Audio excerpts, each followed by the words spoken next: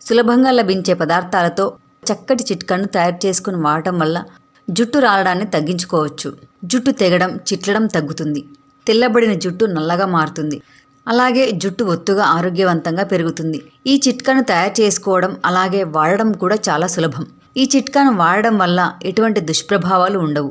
మన జుట్టు ఆరోగ్యాన్ని మెరుగుపరిచి జుట్టు ఒత్తుగా పెరిగేలా చేస్తుంది. మరి దీన్ని ఎలా తయారు చేసుకోవాలి, ఎలా వాడాలి అన్న వివరాలు ఇప్పుడు తెలుసుకుందాం. ఈ చిట్కాను తయారు చేసుకోవడానికి మనం కేవలం 2 పదార్థాలను ఉపయోగించాల్సి వస్తుంది. అందులో మొదటిది కలబంద. కలబంద జుట్టు ఆరోగ్యాన్ని మెరుగుపరచడంలో ఎంతగానో సహాయపడుతుంది. జుట్టుకు కావలసిన పోషకాలను అందించి జుట్టును బలంగా, దృఢంగా మెరిసేలా చేయడంలో కలబంద ఎంతో సహాయం చేస్తుంది. అలాగే మనం ఉపయోగించాల్సిన 2వ పదార్థం కొబ్బరి నూనె. జుట్టు పెరుగుదలకు కొబ్బరి నూనెను ఎంతో కాలంగా ఉపయోగిస్తున్నారు. కొబ్బరి నూనెను వాడటం వల్ల జుట్టు పొడిబారకుండా ఉంటుంది. జుట్టుకు కావలసిన పోషకాలు అంది జుట్టు ఒత్తుగా, పొడవుగా పెరుగుతుంది. ఈ 2 పదార్థాలను కలిపి జుట్టుకు రాసుకోవాలి.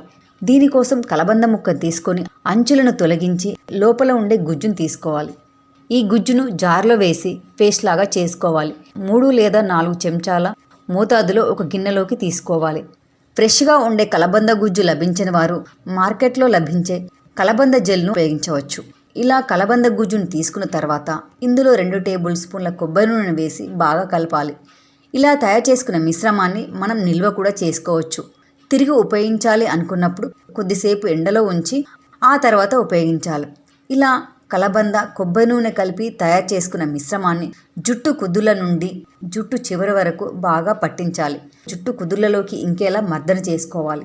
దీనిని ఇలాగే 2 గంటల పాటు ఉంచిన తర్వాత రసాయనాలు తక్కువగా ఉండే షాంపూతో తలస్నానం చేయాలి. ఇలా వారానికి 2 లేదా 3 సార్లు చేయడం వలన మన జుట్టు పెరుగుదలలో వచ్చిన మార్పును మనం చాలా సులభంగా గమనించవచ్చు.